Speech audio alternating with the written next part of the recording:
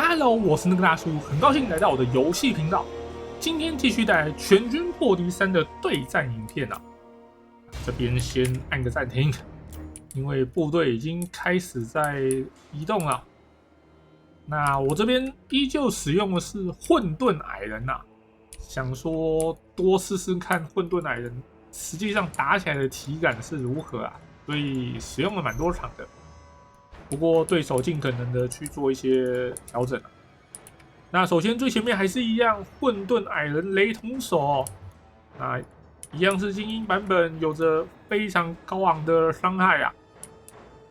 那我们这边看一下，这次的基本上跟之前一样，混沌矮人勇士、地狱守卫这种的搭配，然后加上克达伊火翼3队，还有一队战力旧炮。以及领主术士先知死亡系、灵魂榨取、恐惧骑士化身以及紫色斜阳，带这3个招式。那跟上一场基本上配置是一样的，不过这次对手不一样的是纳垢。那纳垢我有稍稍的做一点想法，就是这边放了腐朽骑士。主要是要他的反大能力，人家的近战破甲能力也不差。然后这一个腐蚀天使从空中发动致命的伤害，看一下他的武器威力高达167，然后有破甲，还有中毒，让对方尽可能去斩杀对方一些比较昂贵单位，或者是斩杀领主。那步兵单位这边都是用最便宜的单位，像是纳垢灵，还有这个掠夺者，都是非常便宜的单位。那这边也是有纳垢灵，那这边放的是瘟疫之父库加斯，那主要就是带的就是像是这个腐蚀气流，然后还有这个爆炸型法术，还有补血的招式。那主要就是带这些，然后最后这边还有一只纳垢的单体巨兽，那也是看上它是像是炮兵一样，也是主要是看上它也是可以这样远程攻击当炮兵使用。好，我们来开始进入决斗。刚开始我方有战力旧炮，不过对方可以远程的单位也不少，所以就先推进。一开始我想说先试试看打这个天使，结果效果不是很好，然后就开始转移目标啦。好，对方的攻击也开始过来，然后我开始调整位置算打在瘟疫之父身上，但是这一发下去，感觉他不痛不痒啊，他觉得无所谓，就给你打的感觉吧。我觉得他真的完全不痛不痒。好，对方这边又持续的发动攻击哦。那我这一发再砸下去再看看。这一发是歪掉，这一发应该是要打在步兵身上，但是偏太多了。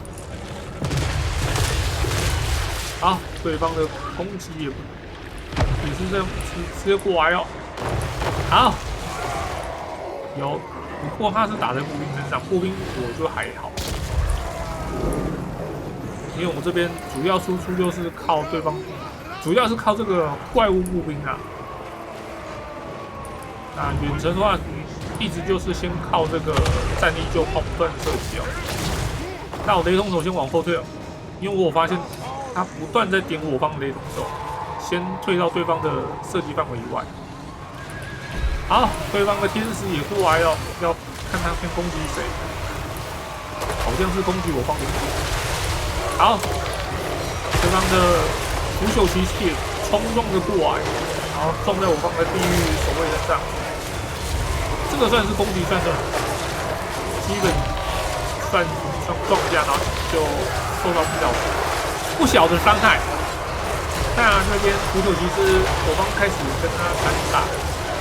不过对方有反大，所以我方可能不占太多优势下去，优势应该不多，我是这么觉得。这边也开始在做比较，另外2队其实放在这边就还算 OK。因为主要都是步兵单位。好，我们看一下这个紫色斜阳的效果。好，打在对方的单位身上，他只要没有转过来就很好。好，这一个下去，差一点打在我方的单位，但是刚好及时消失啊。对方这边的步兵单位也算是都没了。这边我方的怪物兵就可以解放双手。好，对方的天使还在持续不断的攻击啊，好像没有发现他在打，应该是在打，好像是打我方的炮兵吧。炮兵也，我方炮兵有扣不少的质量，还是打雷霆手？我觉得应该是雷霆手，因为雷霆手是扣血的玩家。啊，没有，他应该是在打。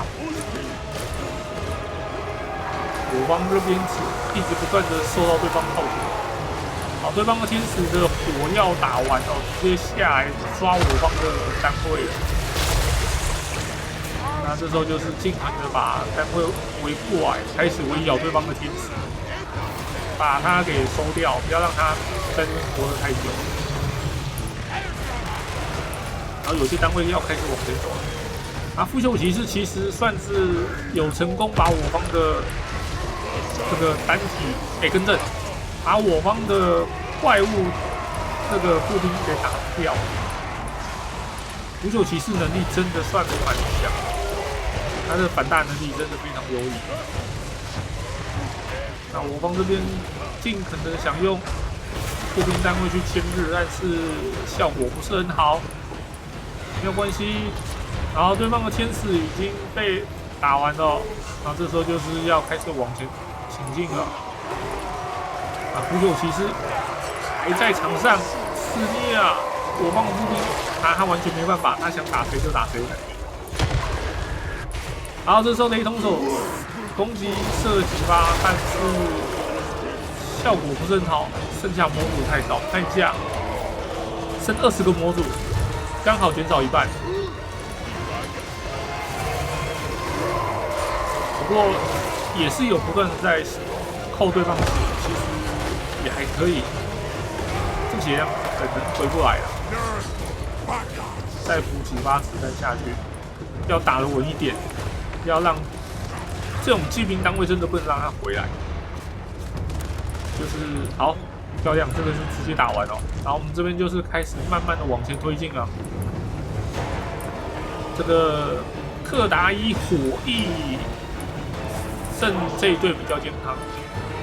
那我们这边首先遭遇的是对方的单体巨兽，哇，他的感觉这一队跟他打其实很危险，然后对方的瘟疫之父还在后面不断的攻击哦。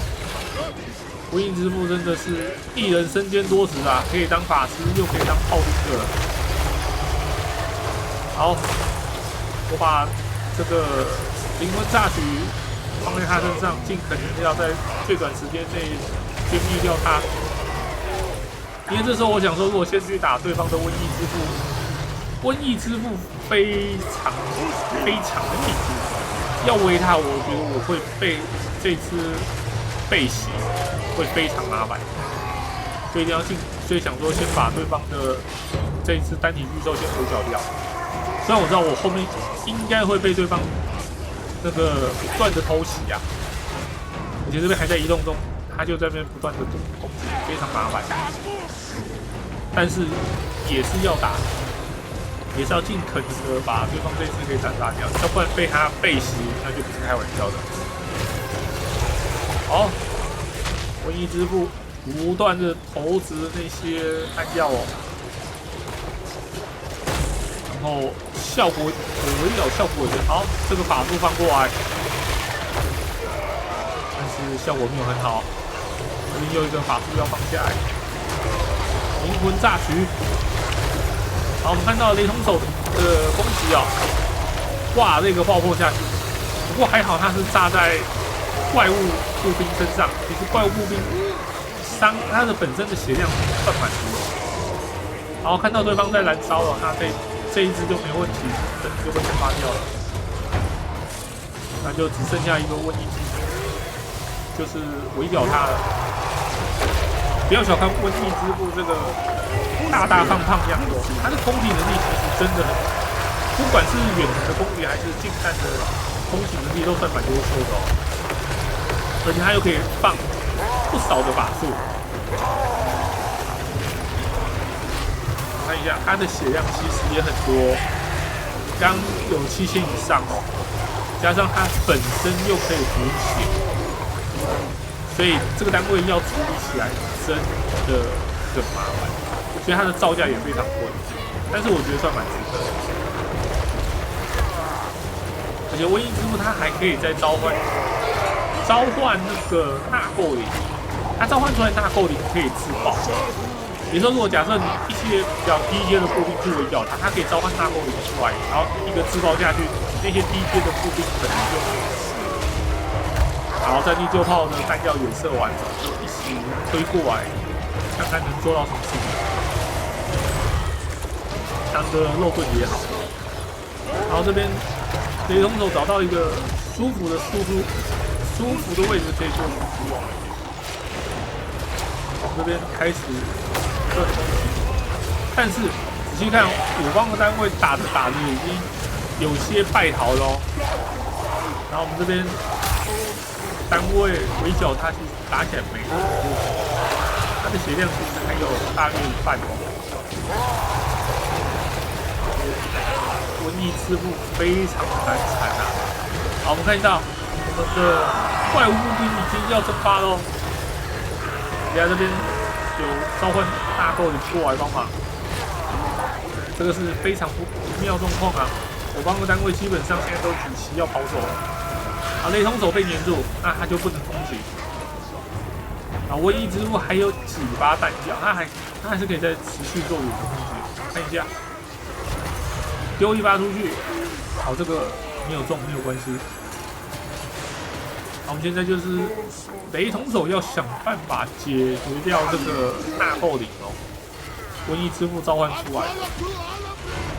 虽然说它会随着时间慢慢的透血，最后会蒸发，但是你要花不少时间，所以我们这时候想办法先跑开，因为我方这边矮人勇士，混沌矮人勇士现在解放出来了，现在已经士气回来了。就是要这样子穿过自己人，然后去打对方的单位，然后这时候雷同手就是回过来做一个回身，然后转身过来要去攻击啊。这时候我没有想要打纳垢灵的意思，因为我知道不可以浪费太多时间在他身上，你要想办法先把瘟疫师傅解决掉。瘟疫师傅真的太麻烦了，而且他这样子终于燃烧起来了。燃烧起来其实他只要没有补血技能，那他就很久了。好，那这边就加速过去，瘟疫之父最后就燃烧完了。其实最后打得非常的惊险啊，差一点点就被对方的领主给翻盘。不愧是造价如此高昂的领主，真的很好用。那步兵单位基本上算是有做一些牵制到啦，有把我方的步兵给牵制住，让瘟疫之父还有对方的灵魔者有输出到，天使也有输出，天使的单位也，天使他这个单位的弹药也都有射完，算是这样子，基本上弹药有射完，我觉得就算是有做到事，只是要看他主要是打在谁身上。然后我方的克达伊火翼其实战功也不小，不过没有想到他最后在围殴瘟疫之父的时候如此吃力，然后打着自己也蒸发掉了，这有一点始料未及。坦白讲，我没有想到瘟疫之父近战能力如此优秀，真的瘟疫之父感觉是最好可以花在第一时间尽可能的用最大火力去围剿掉，他真的太可怕了。要补血有补血，然后又可以远程当炮兵，而且刚刚看下来近战能力其实也不差。它的作用，它大概只输在它的移动速度真的不是很优秀，其他能力感觉都很好。好，那以上就是今天的影片内容啊。如果喜欢的影片，帮我点个赞，并且分享出去。我是那个大叔，我们下次再见，拜拜。